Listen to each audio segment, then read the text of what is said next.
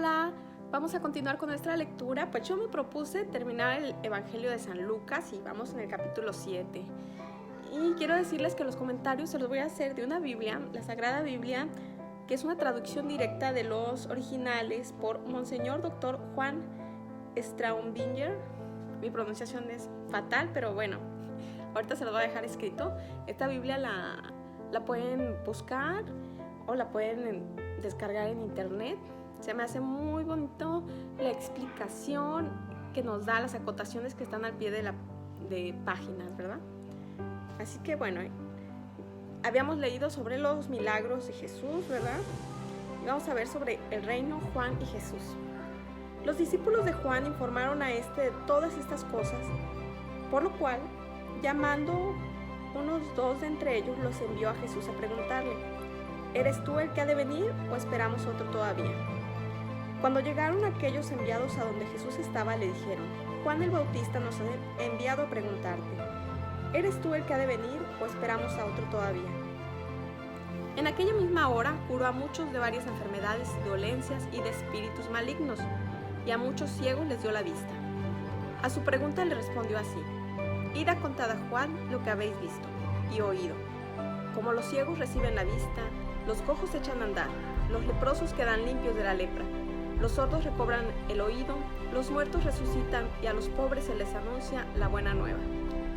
Dichoso aquel que en mí no haya tropiezo.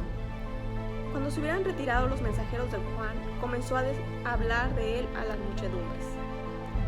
¿Qué habéis oído sobre Juan? ¿Qué habéis salido a mirar en el desierto? ¿Una caña meneada por el viento? No. Pues ¿qué saliste a ver? ¿Acaso algún hombre vestido elegantemente? No, porque los que andan ricamente vestidos viven regaladamente en los palacios reales. Entonces, ¿qué fuiste a ver? ¿Un profeta?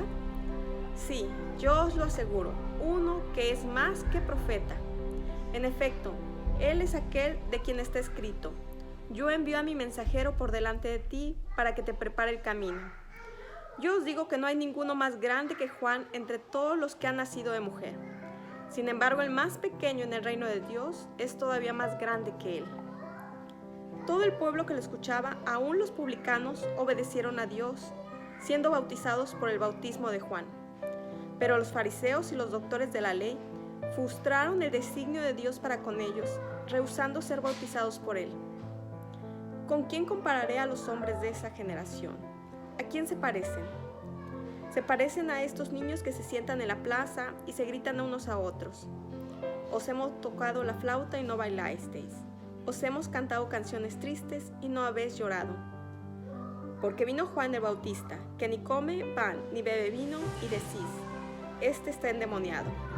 Ha venido el Hijo del Hombre, que sí come y bebe, y decís: este es un comilón y bebedor de vino, amigo de publicanos y gentes de mal vivir. Mas la sabiduría ha sido reconocida por ser justa por todos sus hijos. Palabra del Señor. Fíjense que aquí, después de que Juan el Bautista manda a sus discípulos para que le pregunten a Jesús si él es el que esperaban, más que nada como una confirmación para sus mismos discípulos de que llegó al que han de seguir de ahora en adelante, porque recordemos que Juan ya estaba en la cárcel. De hecho, posteriormente lo van a matar por precisamente decir la verdad. Entonces sus discípulos seguramente estaban un poquito temerosos. Por eso los manda para que le pregunten directamente y que vean las grandes señales que está realizando Jesús y que estaban anunciadas desde muchísimo antes por otros profetas. Cuando se van ellos, Jesús cuestiona a la gente, porque también les quiere dar una lección sobre la grandeza de Juan, y lo deja claro, ¿verdad? ¿Quién es Juan? Sin embargo, les dice: el más pequeño en el reino de los cielos es todavía más grande que Juan. Y esto a veces es un poquito difícil de entender. Ahí la explicación que da la Biblia, que me parece muy clara, es que Juan es el amigo del novio, ¿verdad? Como menciona Jesús en varias parábolas, en el que él es la imagen de ese novio, que está preparando una novia perfecta, que sería la iglesia que él funda. Imagínense los grandes tesoros que nos deja Jesús. no solamente nos deja sus méritos para que nos los apropiemos, porque si no, no tendríamos manera de llegar a Él, sino también nos deja los sacramentos. Y uno de los grandes sacramentos que yo creo que los hombres, los antiguos patriarcas, la gente buena del Antiguo Testamento ni siquiera llegó a imaginar.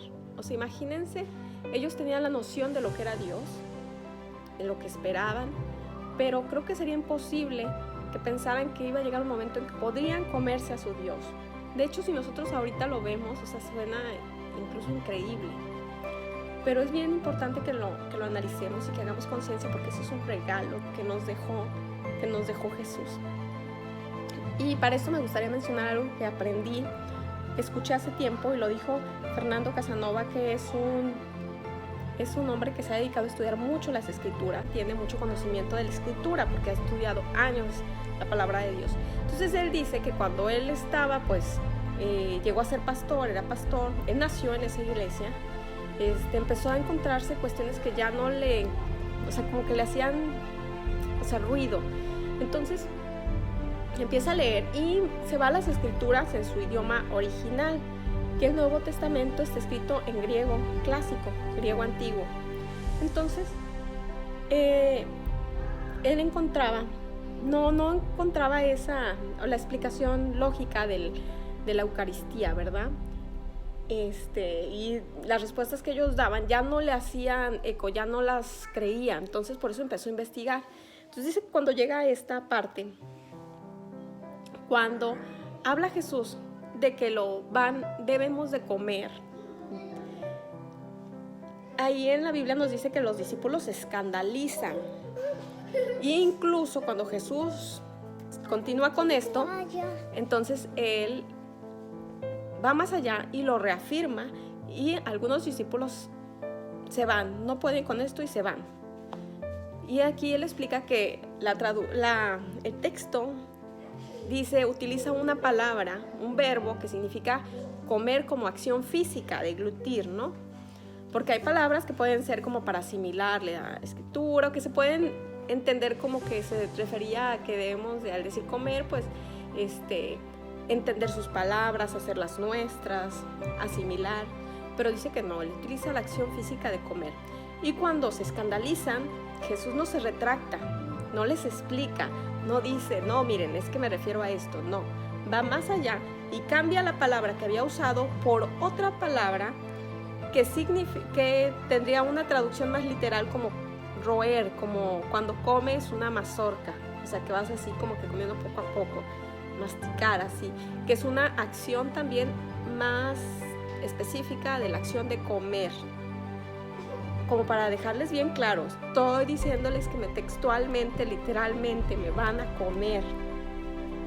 Posteriormente, en el Evangelio de San Juan, en la última cena, él lo explica, instituye la Eucaristía y hace la ordenación sacerdotal cuando les dice a sus apóstoles: hagan esto en memoria mía hasta el fin de los tiempos. O sea, aquí me quedo en un pedacito de pan.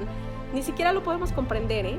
Yo creo que creemos por fe, pero nuestra mente no alcanza a imaginar que nos comamos a nuestro Dios, que podamos recibirlo en nuestro cuerpo. Imagínense qué tremendo regalo. Entonces, aquí la pregunta es: ¿aprovechamos este regalo? ¿O ni siquiera lo entendemos? ¿O ni siquiera nos damos a la tarea de tener esa fe de decir, si es Jesús el que está ahí en ese pedacito de pan?